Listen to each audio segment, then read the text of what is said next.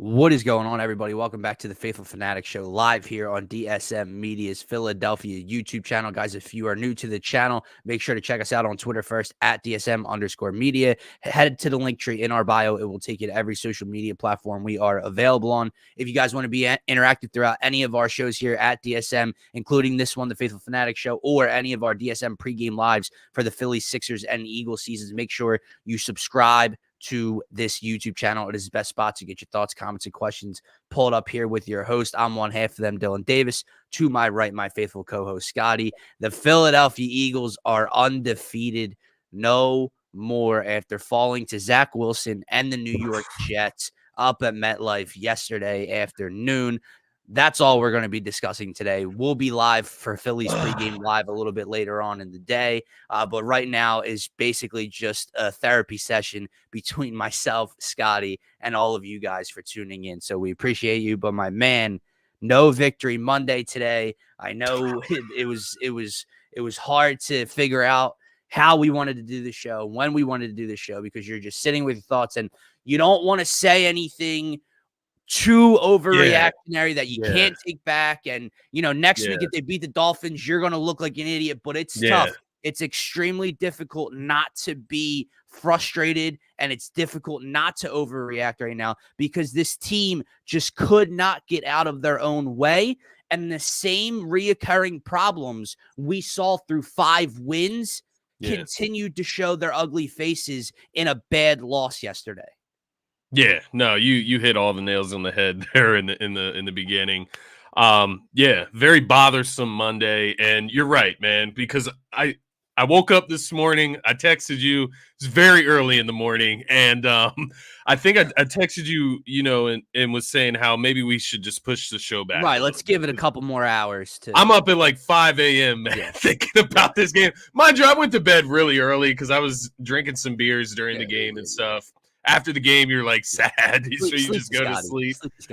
Just went to sleep and woke up kind of early, 5 a.m. for me. That's kind of early on a Monday, and I'm just sitting in bed with my thoughts, and I'm sitting there thinking. And if we would have went live at 8:30, maybe right, the normal time, I would have ripped it, and it would have been completely unnecessary. We're going to rip them, but I would have ripped them to, like you said earlier, to a point where maybe I can't even walk it back. And so I've had time to kind of calm myself down this morning, think about the Phillies a little bit and, resilience and perseverance and, all the great things that go along with being a Philly fan. And I kind of got back into the right mindset. Right. But, will the Eagles we're still going to let them have they're punched in the face, right? Yeah. Will they thrive after being punched in the face? We'll see. We'll find out. Kelly Green game Sunday night at the Link against Tua and the Miami Dolphins. That's going to be nuts, man. No more messing around. I'm planning on being there, so we'll see. It's just, after a loss like that last night, you go up, I take the Kelly Green Jalen jersey off, and I'm like, I'm not paying, $200+ to go see this team. Bro, my mom, Will, if he's out there watching, Darius, my family, we bought tickets to the Bills Eagles game on Thanksgiving weekend, and those tickets are like $400 each.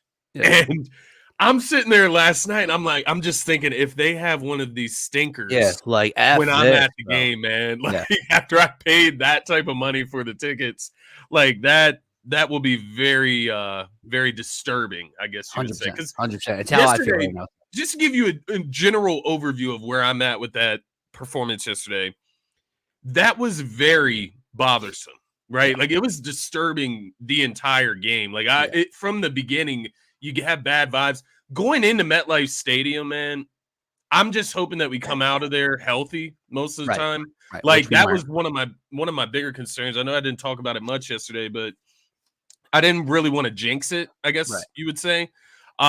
But just as I'm watching, even as they score the first touchdown in the game, right, I'm sitting here and I'm just so bothered by that drive. Like, I'm bothered by the red zone play call selection on that touchdown drive. And I don't know, maybe it just set the tone for me, but it ended up playing out exactly how I could have imagined just off that drive. You know what it kind of relates to? It's like when they win it's those ugly wins, right? Like you'll take it, but you have like you're still like scratching your head, like what was this? What was that? Right? Yeah. You're gonna take the touchdown, obviously, 19 play drive, eat up most of the clock, go score. However, you're still scratching your head, like what was that, and that inside the 10-yard line? You know what I mean? Making it like so for much instance, harder. we're going to get into some of the blame, but personnel is going to be one of them. Why is Boston Scott getting the first touch inside the 5-yard line? And then not to mention, bro, you do know you're a running back. You don't slide to take the automatic loss. Yeah, you're about to be hit. You fight through the contact. You get hit. They take you to the ground. I get protecting the ball, whatever. You're a running back. You don't just get down like you're Jalen Hurts to protect yourself. He slid. In the red zone, you slide? Like, man, I'm with you. It's very questionable. This is a great question, man. Not only the red zone, because I agree. He's non-existent in the red zone as far as the game plan. But as the game goes on, you start to see multiple possessions of Gainwell. Like, I watched back-to-back possessions in the second half of Kenneth Gainwell as RB1. Like, I don't need to see that, man. Like, I get Swift fumbled, right? That's a bad play. It happens, blah, blah, blah. But the talent gap covers that fumble happening. If he fumbles again, whatever. If he drops a pass again, whatever. If he misses a pass block, a pass protection, fine. But why? Why are we doing this in this situation? Right. How about when Kenneth Gainwell drops a third down pass from Jalen Hurts? Like, is that not the pass catching back? Like, yeah, okay. Swift fumbled. It hurt the team. It gave the Jets 3 points. You were driving you around midfield. I get that, but not just the talent gap. When Kenneth Gainwell has been nothing if not uninspiring every time he touches the ball. He had one run yesterday. Remember on the sideline, he spun, drove the pile, picked up a first down. Good play. All right. Nothing else, man. It's 2 yards, 1 yard, 3 yards. I'm looking at that play, though, as he gets to the outside, and I'm thinking, well, DeAndre Swift would be much faster and would be able to do that better. Like, everything that they do with Gainwell, I'm just sitting there looking at it, and I'm like, Swift will do that better. Like, I don't know. Like, if you feel that way about Swift, go out and get a better backup running back. Like, Rashad Penny is erased from the roster, right? Like, the Gainwell stuff doesn't need to be happening. The Boston Scott stuff doesn't need to really be happening. Like, I don't know, man. That's where we started here. But started with personnel because that's been one of the things that has continued to frustrate us through the first now 6 weeks, right? The usage, like, so DeAndre Swift comes out.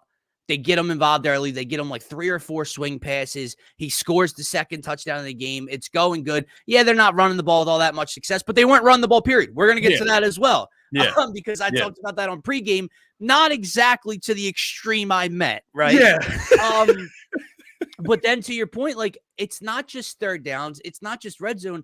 I feel like every fourth quarter, the ball gets handed over to Kenneth Gainwell. You don't see Agent Zero in the backfield in the fourth quarter. You only see 14. And that's what makes no sense to me. But let's start at the top of the list, okay? And I want to get this man out of the way. We'll start with quarterback 1 who takes accountability. That's great. The first thing I want to say here, I said this to you pre-show. I was thinking about it last night. I've seen a lot of people overreacting, right, to the Jalen Hurts game. And at the end of the day, his completion percentage dropped. It doesn't look all that good. 3 total interceptions, right? Jalen Hurts was really good for 3 of the first 4 quarters. Like, really good. Like, making some plays that quarterback shouldn't be able to make. Incredible. First drive of the game, literally holding off a defensive end while he throws a dart down the sideline to A.J. Brown for a catch. Drops one in the bucket to A.J. Brown on a 3rd and long for a big first down. We're going to get to drops, obviously. Climbs the pocket, throws a dart to Devontae Smith across the middle of the field that could have been a touchdown or a huge gain. He was great. The problem is, once he decided to join the festivities, once he decided to join the mess, he became almost problem number 1 because his mistake cannot happen. After everything that went wrong in this game, you still had the lead. less than 2 minutes. They used up all their timeouts. You're around midfield. You cannot, under any circumstances, make that read, make that decision, and turn the ball over right there. That cannot happen. So while he might not have been problem number one throughout 3.5 quarters, that one play emphasized it so much more, because they're not going to score a touchdown if we punt. Yeah. And they're probably not getting in the field goal range with how this defense played. No timeouts. If again, do you run the ball there? Do you be aggressive and throw for the first down to end the game? We can get into that as well. But yeah, Jalen Hurts, man, that interception is what propelled him to the top of the blame game. Yeah. But he was under no circumstances an issue for the first 3 quarters or so. Yeah, I do agree. I put it this way, as I try to frame it in my own head here, but I put it this way. The rest of the Eagles' mistakes, the Goddard, whatever you want to call that, it looked like a fumble, but interception, interception, drop pass, nonetheless, dropped. Yeah. The Swift fumble, right? That happens. The missed Jake Elliott field goal. Right. Down the line, the first 2 interceptions, even, right? Not even really Jalen's fault in a sense. But the third one, that's the one that loses you the game. And what I'm trying to say is all of the other Eagles' mistakes kept the Jets in the game, gave them opportunities to stay in the game or take the game. Jalen Hurts' third interception into double coverage. No, there's nothing there. Like that's just like a mistake. Like you said, you cannot make that mistake. That loses you the game. That seals the deal, right? And that's the way I look at this game, man. His numbers weren't bad. You look at the 45 attempts, though, right? That goes to probably our next topic, which is personnel, play calling, the offensive coordinator, right? All of that. Why is he throwing the ball 45 times in a game where the Eagles are leading for most of the game? They were up 14-9 for a majority of this game. Yep. And we are throwing the ball 45 times. And when we run the football, it's 14-3, right? Yeah, it was 14-3 for most of the game. And when we run the football, it's a QB draw. Yeah. And the QB draws on 2nd and 3rd down, man. Like, I can't do it. Like, I can't deal with it. Like, I can't. It's disgusting to me. It doesn't make sense. The other thing else that I couldn't take is when they did decide to run the ball as sparingly as they did. Yeah. Lane Johnson goes down. So it's Sua Opeta and Jack Driscoll on the right side of the line, which we'll get to them as well. Yeah. Because the Jeff Stoutland school of offensive linemen obviously needs that Pro Bowler, needs that Hall of Famer on the right side of it. When they did decide to run the ball, they ran towards the right side. Yeah. They ran towards those gaps, those holes. My man, it's Kelsey, Dickerson, Mailata on the left side. You're still healthy over there. Let's get behind those big boys and let them take us home. What are we doing? Yeah, I don't understand it, man. I really don't understand it at all. It's like they just constantly outsmart themselves, right? They just constantly outsmart themselves. They think they're doing something brilliant, but in reality, it's just not smart. Yeah. Like, you should be doing what is obvious and playing to your strengths, right? You look at the 2 attempts once you get into the red zone inside the 10-yard line. They got to the 3-yard line 2 times yesterday. Now, mind you, they scored on these drives, but why are you losing 6 yards on a run play? One, it's with Boston Scott, first of all. And the second one was with Kenneth Gainwell. No, the second one was with Swift, I saw, and he lost 7 yards on that run. I saw it on Jeff Kerr, unless he got it wrong. Really? I saw it on Jeff Kerr's Twitter. Right. I just feel like I texted you and said, like, why is Kenneth Gainwell getting the ball at number 10? But I'm thinking of another play. I'm sure we probably saw it at some point in this game.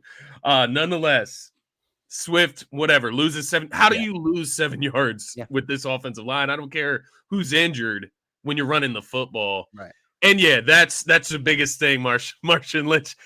How do you not run the ball against the 29th ranked run defense? And you have the lead early in this game. It makes 0 sense. But my biggest thing with Hurts, to get back to him in that point, is that yes, he had a good game up until the fourth quarter. It kind of unraveled at the end. Maybe it's the pass protection, no Lane Johnson, Smitty's dropping passes, like a lot of different things happen in this game that could disturb your quarterback. But at the end of the day, he throws the pick that loses you the game. Yeah. And Zach Wilson did not lose the Jets the game. That's the horrible truth on the other side of this. Hurts makes all these incredible plays, and yes, he is a better player than Zach Wilson. We know this. Yeah. But he loses you the game, and Zach Wilson does not lose the Jets the game, and sometimes that's the difference, man. Right. No, I agree wholeheartedly with you, man. Listen, when we got on the pregame show and we were, talking about the Jets missing their top 4 corners and Sauce and DJ Reed are out, and I wanted to attack them, right? Even though they're the 29th ranked run defense, I wanted to attack the secondary because, with those guys, Craig James was out there, for Christ's sake. With that secondary, that could be the 32nd ranked pass defense today, right? Yeah. Yeah. I said, maybe a 65-35 split, 60-40. I didn't mean 90-10. Yeah. Yeah. Are you kidding me? And when Lane Johnson goes down, I do think that is, I'm not making excuses for Jalen, but you can see when Lane goes down and how bad Jack Driscoll was and Sua Opeta combined next to him yesterday. Jalen was jittery. As soon as Jalen got the ball, he was uncomfortable in the pocket. He was looking to run first. He didn't know whether to climb out or climb up in the pocket. You could tell he was throwing off his time. But I'm not making excuses. He's got to figure it out. But Jack Driscoll, my goodness, was an effing disaster yesterday, man. Was a disaster. And I actually thought fairly highly of Jack Driscoll before yesterday's game. Maybe it's because he's just been put in there as a guard before. Maybe that's the difference. We've never seen him really play that tackle spot. Maybe he's played poorly in the past. I can't really remember at this time, but I really think fairly highly of him as a backup. It's also highlighted when it's Sua Opeta next to him. And in the middle of a game, you don't get a full practice or a full week of practice to practice at the starting right tackle. So I do get it. Maybe give him a little bit, a brain he still can't be that bad, though, man. Like this comment right here, though, I do want to pull this comment back up because you look at this, and this is the epitome of the game. Like, you just can't do this stuff. And they just about did everything they could to lose the game. But Swift had his part in it, right? There's multiple layers to this loss. Like, I know I said the loss, Jalen Hurts makes that losing play. There was a lot of losing plays yesterday by a lot of different people speaking in this of game. Losing plays, let me ask you a question. Yeah. I know we're jumping all around and we haven't even gotten to some of the other issues, penalties, like the Smitty issues, everything like that. So they let the Jets score, which is the smart play, right? With like a minute and 45 seconds left, minute 46. We're getting the ball back, all 3 timeouts. What was more concerning to you? Obviously, the dot answer is the interception, but what was more concerning? The interception itself or what this offense did on the final 4 plays of the game? Right, you had a minute and 46 and you didn't pick up a first down. Yeah. And the thing... Go ahead. On 4th down, you throw a 60-yard pass in the triple coverage.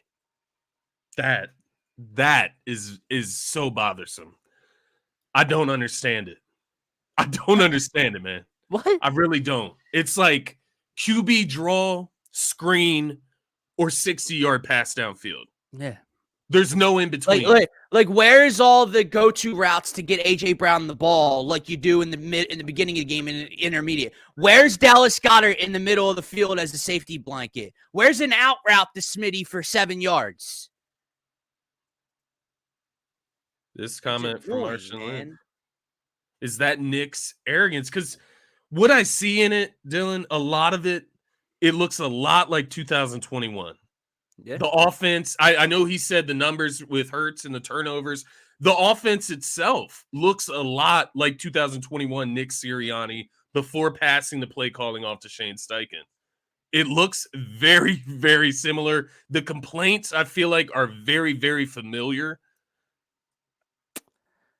Well, and see, it's so man. hard. It's so hard to decipher if you go back to 2 weeks ago, Johnson and Hurts, who are making these decisions. Like, is that the play call to go 60 yards down the field to Smitty on that last play? Or is that just Hurts making that decision? Right. I will say this. So to the 3rd and 9, no timeouts. Do you just settle for the run and punt? What do you do?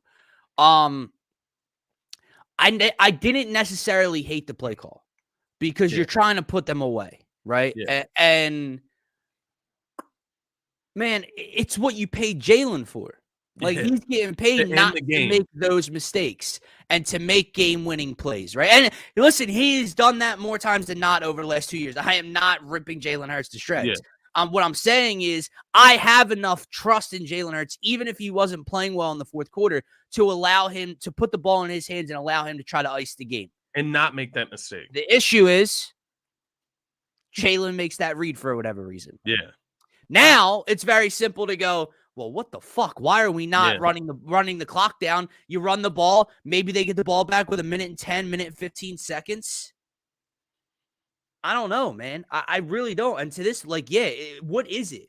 Because I'll tell you what else bothered me, Scotty, about that drive, about this drive right here that he's talking about. The interception drive. Where was and again, I know you're hurt on the right side of the line, which is why you should probably run the ball more, but where was the classic Eagles, I'm going to take your soul, and you're not getting the ball back? Where was the Tampa Bay final drive? You line up behind these big boys, you run the ball, they don't get the ball back. Yeah. You continued to throw the ball on the fight. It wasn't just a 3rd down play. It was they threw the ball probably 4 times on that drive out of like 8 plays. Why? Why does it feel sometimes? And I'm trying to hold a lot in because it is a lot of overreacting, but why does it just feel like it has to be the Hurts show sometimes? Like, just run the football. It doesn't have to be a QB run. It can be very simple. I saw somebody on Twitter put a tweet out where the Eagles just don't believe in like running the football straight up and then like play action pass off of running the football. Like, why can't we just have that simple concept to the offense? It's almost like we run like this collegiate offense sometimes, man. Right. It's very collegiate to me. Well, I said that I've been saying that since Jalen and Nick got since 2021 when we've been doing this show, man. Yeah. Like, I listen, I don't know if it's comfortability. Obviously, he's able to do it for the brotherly shove. Jalen Hurts does not line up under center. No. And I know the league has transitioned. It's a lot of West Coast style offense. It's a pit.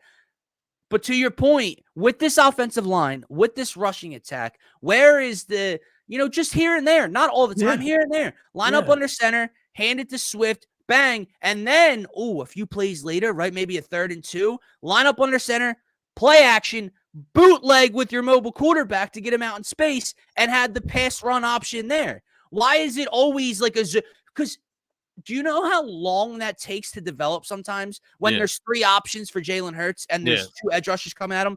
Hand the ball off, keep it and run, keep it and throw. It doesn't need to be that overwhelming at times. Yeah. Man. You can simplify the game. And I will say this. Smart football decisions plagued this team yesterday. You would have won the game there at 3rd and 9 by punting it back to them with less than a minute, secures you the win as well. Now, this is another point. Nick Sirianni got outcoached yesterday. Why? And I know Jets fans were booing, and I know Jets fans had this built-up anger because of the way the team has looked and Zach Wilson has looked, and the offense keeps stalling. Yeah. But what did Robert Saleh do?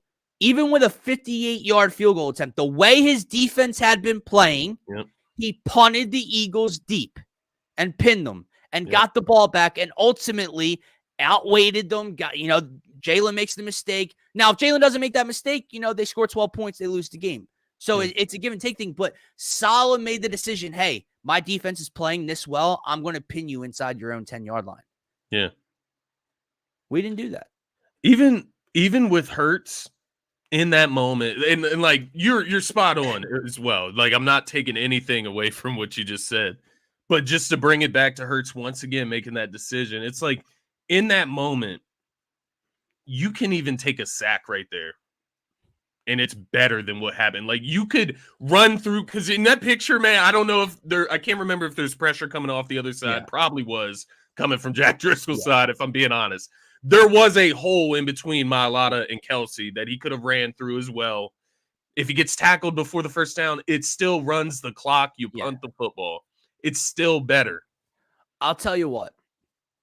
This is now, I'm glad you brought that up. You know, that the interception, that you could even take a sack there, like you said. The interception was the one thing you couldn't do at the end of the game as well.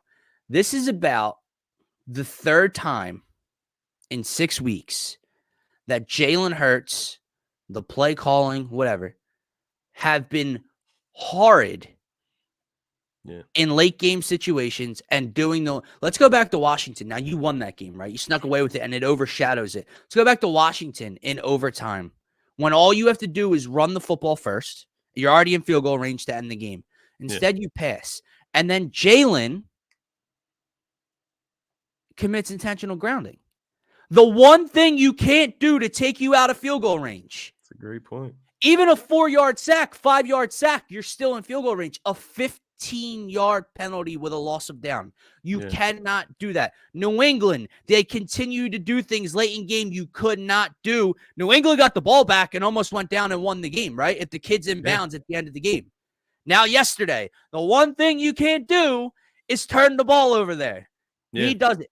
3 games in 6 weeks. That's the fear. That's the thing that I'm taking away, where I don't want to overreact and I don't want to be too down on this team. But the issue, Scotty, is you were making all these mistakes. You were getting in your own way. It looks sloppy, but the wins overshadow it. A win is a win. Style points don't matter. I get it. I agree with it. I've been preaching it all year long and last year to people. Yeah. The issue is you're still making those same mistakes. Now you lost. Now the schedule stiffens up. Now here comes Miami and the Niners and Buffalo and the Chiefs and Dallas twice and the Seahawks. You play that way or make even half the mistakes you made yesterday, you will lose by 4 scores against those teams. Yeah. Okay? That's my fear. They're not fixing the issues. And I'm not saying that it's week 7, all right? They could wait. Maybe this is the wake-up call. Like, after all that being said, who knows? But they need to can be much better. Look themselves in the mirror, right? Jason Kelsey last week on the sidelines being visibly frustrated, publicly frustrated because of the red zone mistakes, talks about it on his podcast, and then you scored 14 points against me and you in the secondary. Yeah. That's another, like, I can keep going full circle with all these issues, man. Scotty, you scored 14 points on the first 2 or 3 possessions of this game. I get it. We weren't running the ball against a 29th ranked run defense. Why? But how did we have little success the rest of the way against that secondary? We didn't score a point after that point. We didn't score after 14. We went up 14-3 and did not score another point in the second half. That's incredible. Like, it's incredibly hard to do that for the Philadelphia Eagles offense with the talent on offense that they have. It's incredibly hard to make that happen, but they did that. That's the worst feeling, Dylan, that comes out of that game overall, as you described everything. Over the first 5 weeks as well, we've seen some of these red flags. They're able to overcome it. There's part of me now that feels like the talent almost exceeds the bad coaching. Like, that's kind of how I feel about the offense. Like, the talent is so good on offense. A.J. Brown is just so good. DeAndre Swift is just so good when he gets his few opportunities that the talent exceeds the coaching. But aside from that, you look at the trajectory of the season, the Eagles haven't played a complete game this year. No. And so as you go through the opportunities to do so, you look at each game, right? The offense doesn't show up against this team. The defense doesn't show up against this team. You get to this week, the Jets defense, their secondary is beyond So beat up. Beyond beat up. Missing two of their The guards. rushing defense is bottom 3 in the NFL. You come in, yes, you're missing Jalen Carter, you're missing Darius Slay on defense. You're going against Zach Wilson, not Aaron Rodgers, Zach Wilson. Yep. And so you go into that game and you're like, man, well, as long as the offense shows up and just they're just themselves today, the Eagles will win this game by double digits. Yep. And somehow the Eagles offense comes out and looks like that. So not only do we not get the complete game that we finally expect, but we get like Jalen Hurts' worst game of his career type things. Like, literally. I don't even know. Like, worst. I shouldn't say Jalen Hurts' worst game of his career. But it worst is. Loss. It is, yeah. In his career, one of them, right? And 100%. It's hard to imagine how we got there. Like, here's the issue that we talked about on the pregame show. We wanted to see this offense drop, 30 plus against this beat up secondary and this bad run defense and et cetera. And we were talking about that. Now, again, I know you're already missing Cam Jurgens. That hurts. Yeah. Then Lane goes down. And I know, man, you could tell that it changed the game. And and we know the numbers and the history with Lane Johnson on the field versus off of him. So I get it would make sense. The defense was 1,000 times more beat the fuck up than the offense was injury-wise. Yeah. The defense came into the game with already no Avonte Maddox, no Darius Slay, no Sidney Brown, no Justin Evans, no Jalen Carter. Reed goes down. Milton Williams goes down. Eli Ricks, 2 more guys in the second. Bradley Roby. New guy goes down. Loose pieces. And I know it's Zach Wilson, but they played out of their minds yesterday. Yeah. 5 sacks. So I'm sorry, man. No, the offense doesn't get a pass because that right tackle is out. And I know how game-changing he is, but that's ridiculous that you can't score another effing point from the time he goes down against that beat-up defense. And that's ridiculous, dude. And it goes around. Like, what is up with Smitty? What's up with him? Right. You had the game last week with what? No catches, 1 catch for whatever it was, on right? The sidelines. And we know, like, when AJ doesn't get his, he's a little frustrated. Goddard was a little frustrated. Smitty's got to be like, damn, I didn't get anything today. Well, here's your opportunities, bro. Had a touchdown in his hands, in my opinion. Probably. If not, he's running it inside the 5 or 10. Yeah. And he dropped the other one on the side, right? Like going to the right sideline before. Yeah, he had 2 drops. Yeah, 2 big drops, honestly. But in the beginning of the game, he makes the 1 catch where he was out of bounds, like when he goes up like this with the defender on him. Oh my God. This therapy session is getting me more riled up as we go on. It is, man. And it's like the bad body language. Let me ask you this, because the only shining light on this team really right now is AJ Brown after that game. He's the best player on the team, right? Like he's balling right now. He's the bright spot. Well, he broke another Eagles record yesterday. Yet, listen to this. He doesn't get targets in the red zone. Big body receiver catches the ball like this 24/7. Right. Doesn't get targets in the red zone. Right. And Scotty, he got more targets than him yesterday. Again, to go back to the final drive, why don't we just look for ways? You have 4 plays to get a first down every time, right? Why don't you just look for ways to get him in open space in the ball? Like, instead of sending him 15 to 16 yards down the field on a post or an out route or whatever it is, why don't you throw a little, obviously not a pick, don't make contact, but maybe throw Olamide out here and AJ comes over for a 3-yard crosser across the middle of the field. Well, maybe he gets it and runs it for 7 or plus yards. You know what I mean? Like, right. And again, it's this too, man. It makes no sense, man. It's like they're playing Madden out there. Like, that's the type of decision making that they be working with. Like, it blows my mind. When I saw like the back-to-back QB draws on the first drive, I'm just like, yo, like, no way. No way they're doing this. Because my biggest thing yesterday, we talked about this on the pregame show, man. When you get in the red zone, use your guys. Use your guys. Instead, you get a Boston Scott carry on first down. And then, following that Boston Scott play, like, I know it was his only option, but the second play was an Olamide Zaccheaus target in the back right corner of the end zone. What the fuck?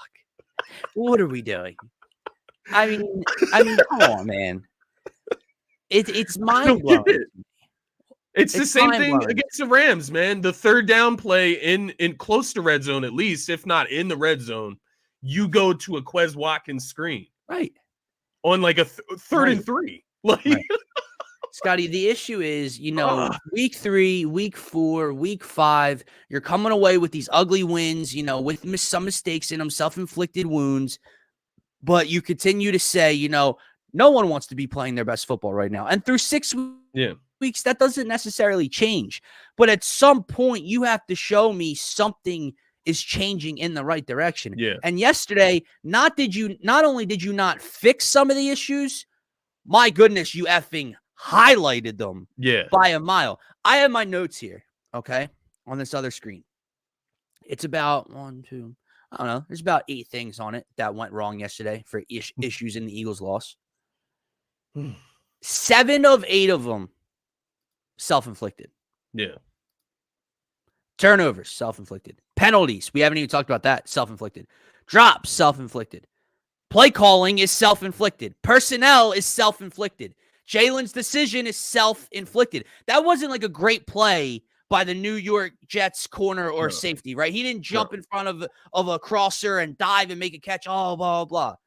Jalen basically could have just walked to him and handed him that ball. Self-inflicted. This one right here, man. This comment right here.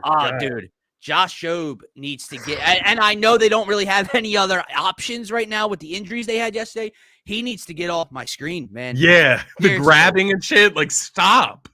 On third downs, man. On plays that really haven't, like Zach Wilson, it was the first drive. It didn't hurt the Eagles, obviously. But 3rd and 5, 3rd and 6 or whatever, when he's grabbing at Cobb or Lazard, whoever it was, Zach Wilson threw that ball in the dirt.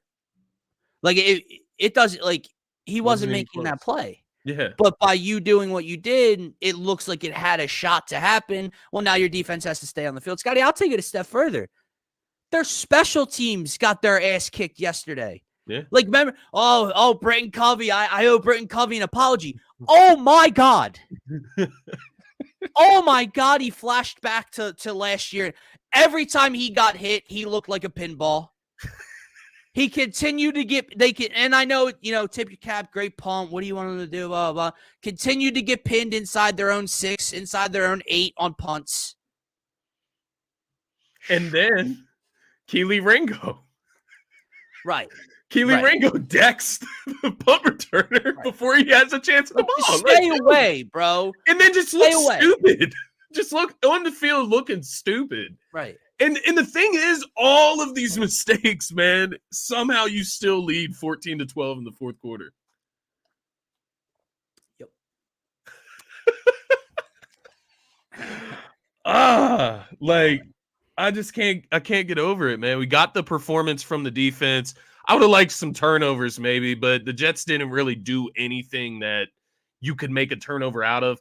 Speaking of turnovers, I will say the one play that I'll give to the Jets, even though it just still shouldn't happen, you can't fumble the football.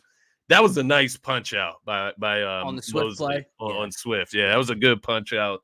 But still, can't let that play happen, right? You got to figure out a way to not. Issue, man, and I know there's no good place to turn the ball over, right? Because if you're in opponent's territory and you turn the ball over, you're taking points off the board. If you turn the ball over in your own territory, you're feeding them at least 3, right? But where we fumbled and the Goddard fumble interception play was all so crucial because at that point it's still 14-3, it's 14-6, whatever the case is. We were driving. It was first down at the 45, at the 48, at the 40, and then you do that. And it's like, if one of those don't happen, maybe it's 21-3. And this game, you know what I mean? You can just point to so many issues, man. And that's the biggest annoyance from yesterday is this team, my God, could not find a way, find a reason to stay out of their own effing way, Scotty. You just look. I wanted to pull up the play-by-play for that drive, right? That interception drive with the 2-minute warning, right? Because Marshawn Lynch is really he's spot on in the comments here, man. The 14-12 turnover after a 2-minute warning is just baffling. But you look at this drive, right? This is 8 plays, 26 yards, 2 minutes and 53 seconds, right? 1st and 10 at the Philadelphia 20. Jalen Hurts pass short left to DeAndre Swift out of shotgun. That's with 4 minutes and 43 seconds. And I love Swift. He ran out of bounds.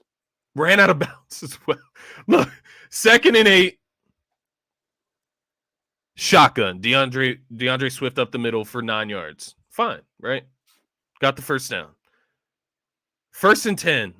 Shotgun. Jalen Hurts pass short middle to DeAndre Swift for 3 yards. So hold on, go back to that real quick. And I know it was a 3-yard gain or whatever, but 2nd and 8, 9-yard gain in the running attack. The very next play, you throw the ball. And you're in shotgun still. We just have to go shotgun. 2nd and 7. Shotgun. DeAndre Swift up the middle for no gain. Right. So there's 2 minutes and 32 seconds left after that no gain, right? Timeout by Philadelphia. 2 minutes and 32 seconds left in the fourth. Shotgun. Jalen Hurts pass right to Dallas Goedert for 11 yards. Timeout by the New York Jets. 1st and 10. Shotgun. Kenneth Gainwell, left guard, for 1 yard. Timeout number 3 by the Jets with 2 minutes and 20 seconds left. 2nd and 9. DeAndre Swift left in to the 46 for no gain. 2-minute warning. And then you get to the 3rd and 9 shotgun. Jalen Hurts pass left intended for Dallas Goedert intercepted. So in that time, your question earlier about those 4-minute drives where the Eagles just pounded down your throat and we're in shotgun. They threw the ball 50. They threw the ball 50% of the time. Yeah. 4-minute drill. You have a lead. You're trying to chew their timeouts away from them at some point. You already picked up 9 through the ground, on the ground, on the second play of the drive. All right, maybe we get something going here. And you just completely go away from it. Not to mention, so like you, first of all, why are we throwing on first down every time in that sequence?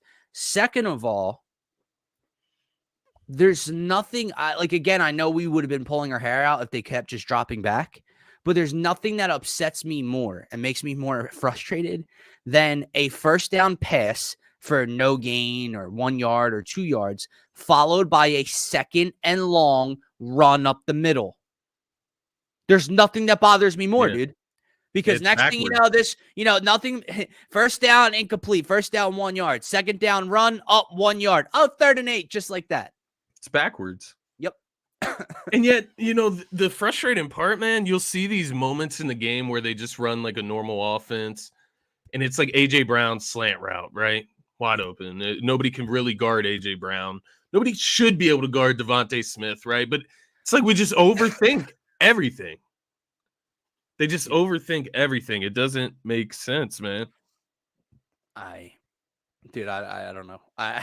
It's like I want to say I have no words, but clearly I have a lot of words to say about this. There's just some red flags that came into fruition in that game, right? Just like for the 49ers yesterday. Yeah. And I think the thing that we should clarify here about the Eagles is that these concerns, every team in the league has them. We were just sitting here thinking that we didn't have as many. That's right. the difference, right? It's not that the Eagles aren't going to win any games going forward. Right. They're not going to, it's just what's thrown at them. It's not like that. Yeah. They have issues, though. Here's what I want to say to you. When you look around the league week to week, crazy things happen. Yesterday was nuts. It was nuts. The Niners lose to P.J. Walker and the Browns. The Eagles lose to Zach Wilson and the Jets. The Bills should have lost to Tyrod Taylor and the Giants at home, right? In Buffalo on Sunday Night Football. The Cowboys have lost to the Cardinals. You're seeing the Chiefs have lost. You're seeing contenders all around the league, right? Miami gets blown out by Buffalo. You're seeing all these contenders lay these eggs and have these red flags and blah, blah, blah. My issue is I've also seen those same teams play 60-minute dominant games. Yeah. The Eagles are the one team in that conversation that still have not put together 1 week of dominant football. Maybe you call the Rams game like that was their best game. Well, Tampa was their best game, but still, you had 7 red zone trips for 2 touchdowns. Yeah. Like those red flags were still consistent there, right? So, like, that's my issue, right? Buffalo, yeah, they played horrible last night. They lost to Zach Wilson and the Jets too. Oh, but they scored 48 and beat the shit out of Miami. Yeah. Right. That's the thing. Yesterday at halftime, I'm sitting here and I'm talking to my wife and I'm just thinking, I'm speaking out loud, like, why can't we ever have the game where we score like 40 points and the other team scores, 3 possessions less? Why does it always come down to the end and us having to do a 4-minute drive, run the football down? Can I tell you why I think why? Why can't we just win in a flashy fashion one time? Let me tell you why. Against a bad team. Why can't we do that? Now, don't get me wrong. This Eagles offense last year was phenomenal. And I still believe they'll turn it around this year. They have too much talent not to. Okay? It's the style in which they play. Scotty, from the first quarter through the fourth quarter, every play we ran yesterday, Jalen snapped the ball with under 4 seconds on the play clock. Yeah. Yeah. So there's not enough time to create separation like that because you run your offense at such a slow pace that when you do that and you don't end drives in points, you allow those teams to stick around because the Eagles aren't going to have 4 more possessions, 3 more possessions than the other team, right? When you run your offense as slowly as they did yesterday, you're trying to be methodical, right? And the first drive, it was. They were, right? The second drive, they were. But when that stops and you continue to, the clock's moving slow. Oh, but we're going to punt after 6 minutes and it's still a 2-point game. Oh, we're going to take time off the clock, but we're going to punt and it's still a 4-point game. Yeah. That's where you let bad teams hang around because you're not helping yourself. And the thing is, like that game played out yesterday, it would never play out like that against the Dolphins because the Dolphins would blow your roof off after you turn the ball over the second time, right? Like, so mind you, it probably would never get down to a scenario where it's 14-12 against the Dolphins late in the game and you have to decide whether turning the ball over or just punting to the other team. Regardless, in that situation, all of the mistakes you made in that game, the Dolphins will score the football in that position. Yeah. Like it would never come down to it. I know hypotheticals are just stupid in general. Right. It would never, they will score. Patrick Mahomes will score. Josh Allen will score. So putting yourself in these situations especially against bad teams, but more specifically against good teams, not taking advantage of your own opportunities. When the Jets get a turnover and they don't get points off of it multiple times and you don't take advantage of the opportunity, you will lose against the good teams. Yep.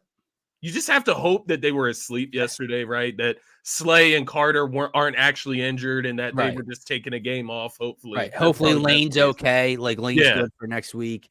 I know there's a comment about it too up somewhere, but like even Jake Elliott misses kind of a chip shot field goal yesterday. Yeah, everything going wrong. Everything went wrong. Is it the OC? Is it the game plan? I don't know, man. Possibly, man. But it wouldn't make sense. And listen, I didn't listen to his post-game presser. I didn't care to hear anything that team, that coach, that quarterback had to say after yesterday's disappointment. But I will say, and listen, they make great T-shirts. And I love Jalen's personality, his maturity is unbelievable. He's a great leader. But like when Nick Sirianni used to have his cliche phrases, I couldn't stand it. I'm glad our quarterback takes accountability. Okay. Yeah. Let me say that first and foremost. But I don't care. Like so many people, Jeff Kerr, other people tweeting pictures of Jalen at the podium. Jalen Hurts takes accountability for it. No shit. Who else is supposed to take accountability for that interception? Like, what? Like, dude, I love Jalen Hurts. Okay, he's a top 3 athlete for me in this city, right? Yeah. Like Bryce, Embiid, Jalen, right? Like that. Yeah. That's it. Okay. Yeah. But why do we feel the need as a fan base to like fawn over our quarterback taking such accountability? Who cares? Same thing. It's like you said with Sirianni as well, man. The cliche remarks, the comments, right? They only work if you're winning. Right. Otherwise, they're corny and they're empty. Because here's a cliche saying: talk is cheap, and that's what this is. Yeah, talk is cheap. Like if you lose, talk's cheap. If you win, it sounds great. And even and you take it even further, and it's like AJ said after the game. So it's great. Once again, it's great that they're saying all the right things and that they understand. Right, we're not playing up to the standard. Not playing up to the standard, and that's when I'm watching these games. Throughout the first 6 games of the season, they haven't played up to the standard. Right. They've won 5 out of 6 games, and that's great. They're talented as hell. But they have not played up to the standard. So my and I have people calling me crazy because I'm holding them accountable even in wins. People call me crazy. You're just never happy. It's not like that. But we're holding them to championship standards. You turn the ball over in the Super Bowl, you lose. You get penalties in the Super Bowl, you lose the Super Bowl. Holding calls, right, Josh Jobe? Right. You lose the Super Bowl. This is the stuff that we're looking at throughout this entire season. It's not just in the Super Bowl. It's game to game. I want to see that level of performance. And anyone that watches the show, come on.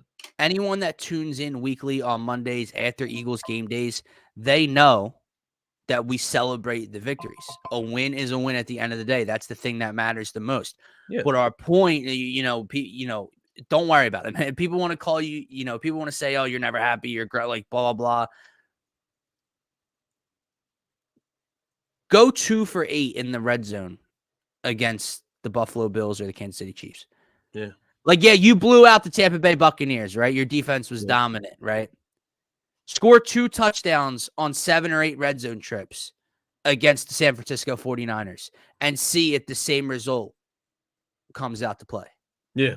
Because I promise you I won't. That's where the complaining comes from. It's not even complaining. It's I need this fixed. And that's where the epitome we've hit, the peak of the mountain yesterday, right? Because it won't stop happening. And yesterday they lost because of it.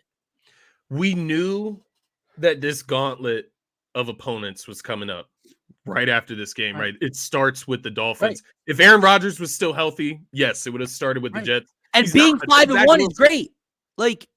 And they lay that egg right in the game before they go into the gauntlet. Yes. And it would be so typical for them to come out and beat the Dolphins. I'm not going to lie to you. That's so typical Philly fashion in general. Like, not just the Eagles. Right. That's Philadelphia sports in general. Lose a game like this, come out, beat the way better team, right? Yeah. But it's just concerning in that moment. Did they fall asleep before the gauntlet? Did they looking past the Jets to Miami like we were talking about? Because that's certainly not playing up to the standard. You take care of business week to week, right? 1% better every day, right? Listen, I would say, and here it is, right? Being 6-0, even with the red flags, would have been amazing. I'll take it a step further. You mentioned the gauntlet, and we look past the first 5 weeks, or now with Rodgers being down, you look at the first 6 weeks. Yeah. If I would have told you they were 5-1, like we wouldn't have complained. Like before the season, if I said they're 5-1 against these quarterbacks, these teams, and now here comes the gauntlet, that's great. You're 5. Okay, good. Yeah. The issue is all the red flags, all of the same issues that continue to turn their ugly heads. I know not all the interceptions are his fault. Jalen Hurts already has the same amount of interceptions this year as he had last year. The entire season. To Martian's point earlier, if it's 7 now, he has more than he had last year. Yeah. It's just, it is what it is. Like, the numbers are there. If the thing is, and once again, I'm not trying to rip Jalen Hurts because this game yesterday wasn't all on Jalen Hurts. It's just when you hold the highest paid player on your team accountable for the loss, when he made a crucial mistake in a big part of the game, then you get called a Jalen Hurts hater or you're tearing him down. It's like, no, he just makes the most money on the team. He gets held to the highest accountability. Go back to Phillies Braves game 2.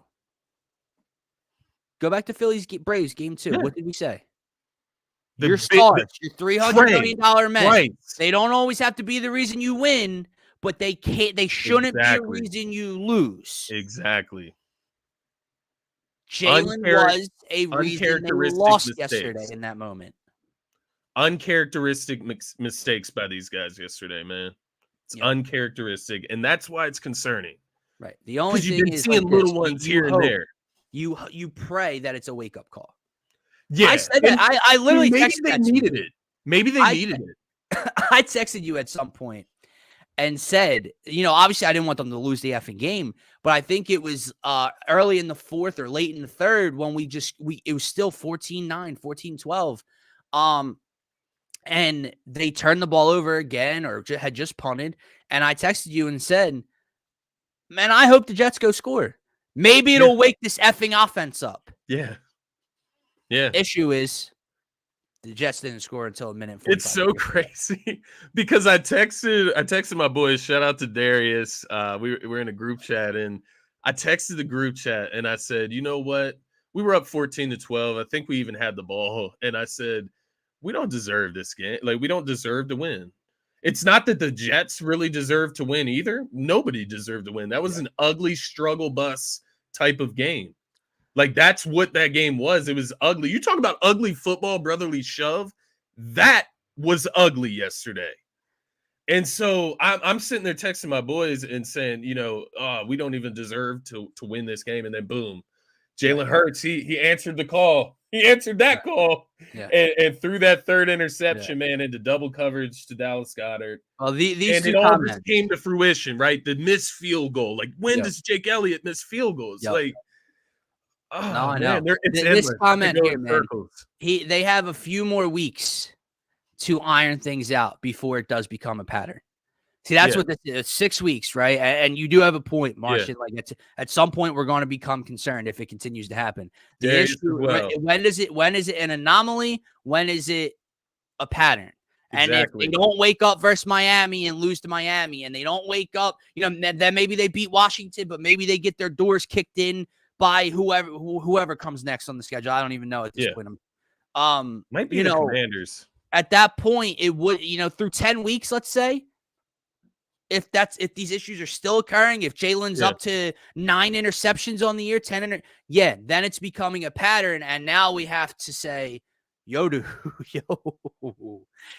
you got the money. Yeah. Time to wake up. And I think, man, what's really the problem is, like, we've gone through this quarterback get the bag and then turn into something that we have not seen from them before. We've seen this. Like, Carson Wentz was our guy, right? Well, he was our guy, our potential MVP in 2017. Got us in position to win a Super Bowl. Gave him the bag even after injury concerns. Hurts doesn't come with that. Hurts doesn't come with the character concerns either. And I'm not saying Hurts is going to play out like that. We are just tainted by history, and that's the problem. But not jumping to that conclusion just yet. Because if there's anybody we do have a history. If there's anybody you trust to watch the film, put in the work, fix the issues, it is number one. And again, listen, I know we're getting to that point through almost an hour now of where we're kind of turning a little bit on the one loss turns us upside down. But the issue is Jalen was still really good for 3 of the first 4 quarters. I want to go to this one real quick. Yeah.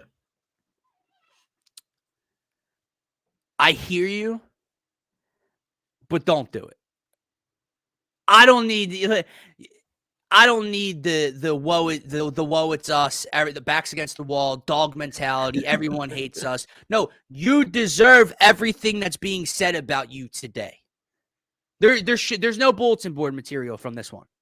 They will use it though. But I will find it incredibly corny because you deserve everything being said your way today. Now, again, the people that overreact and take it to an extreme, that's one thing.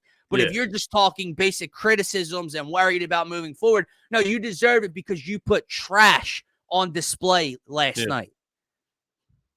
Like what basically what I'm alluding it to is when Jalen Reagor would play like garbage and then post his Instagram pics of, his back beat against the wall and everyone doubts him. And no, bro, you suck. You just suck. It's not, whoa, it's me. The Eagles, you sucked. It's not, whoa, it's me.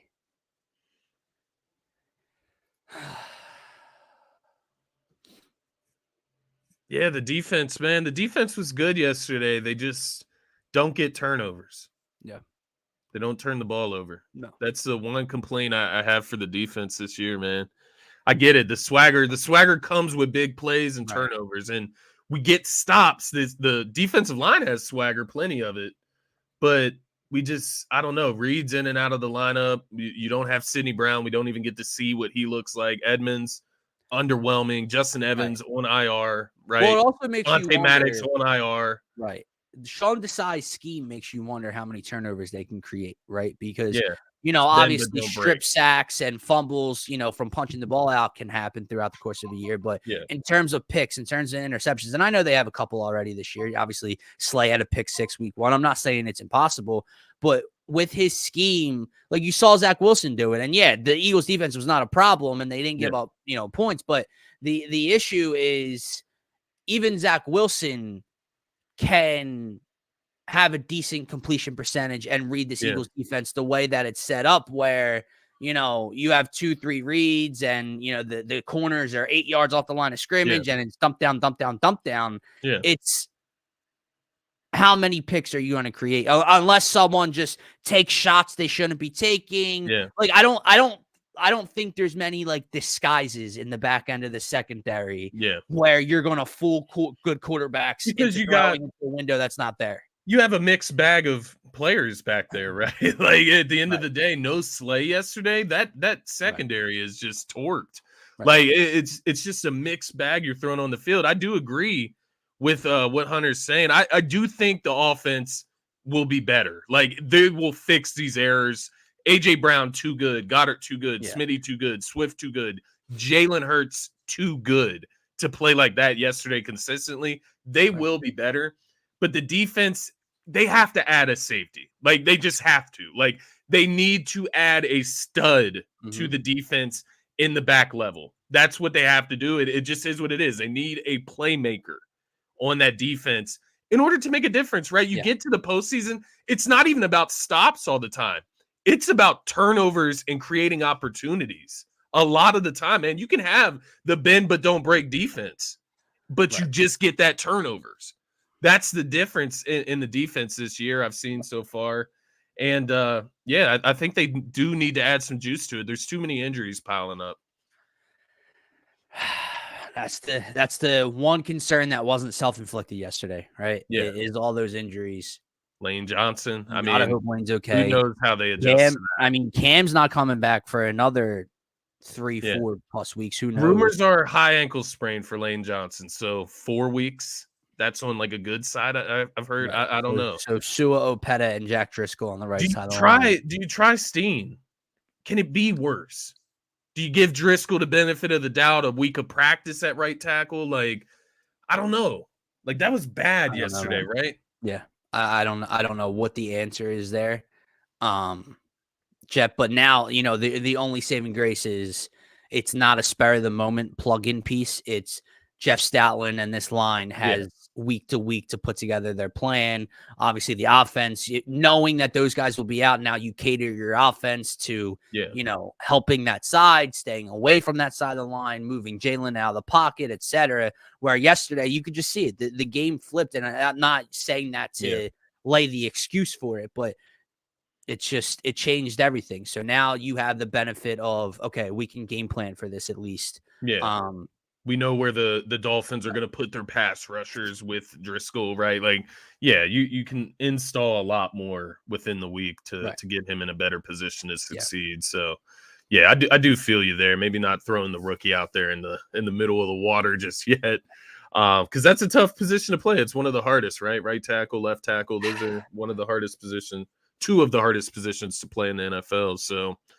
We know what Lane Johnson means, man. When I saw that, I was just like, God damn it. Like, out of all the players, and mind you, there's only a few other guys that are maybe more important, right? I don't know. He's probably in the top 3 to 4, right, of most important players to this team and being on the field and how that affects the game when he's off of it. Because like you said, no matter what type of confidence Jalen Hurts has in this offense in Jack Driscoll, it's not the confidence you have in Lane Johnson. So when you drop back or you're in shotgun, right, you're feeling the pressure from the right side. It's subconscious. Like there's a comfortability and a confidence that comes with Lane Johnson, a Hall of Fame right tackle that you just cannot replace. Like it's not possible. So it'll be interesting to see how it plays out, man. Yeah, no, to Marshawn Lynch's started the Sixers season. God. To Marshawn Lynch's point, I'm not here yet. I feel you, man. I see the same red flags. I see the same issues, the turnovers, the missing open guys, decision making. But I'm not going to make that declaration 6 weeks in. They're 5-1. We got a whole. They have a month. I'll give them to week 11, week 10, week 11 to kind of show me who they really are. Yeah, because I mean, dude, you get into week 12, around Thanksgiving time, week 12, week 13. Yeah. And you continue to play this way against the schedule. I mean, the Eagles could very quickly be like 6-4 if they continue to play this way. Yeah. So no. Not yet, D-Rab. Not yet. Not yet, man. No. Right. Not as far as I think we got to give them some time, but yeah, we went just over the hour here, so we probably had to pay extra for this therapy session. But we got a gauntlet coming up that will show us who they are. So much needed, 100%. We'll see if they can bounce back next week, man. But with that said, the Fightins play tonight, hosting the NLCS and the Arizona Diamondbacks. So we will be on Phillies pregame live talking about. Yes, there it is. There it is. We're talking about that tonight. Game 1, Game 2, and we'll be breaking it all down Wednesday morning right here on the Phaithful Phanatics Show. Guys, for myself, for Scotty, for DSM, don't forget to subscribe to this YouTube channel. Turn on notifications for whenever we go live, whatever you got to do to stay tapped in and get your thoughts, comments, and questions pulled up here on the screen with us. Have a great rest of your Monday. Go Birds still, and go Phils.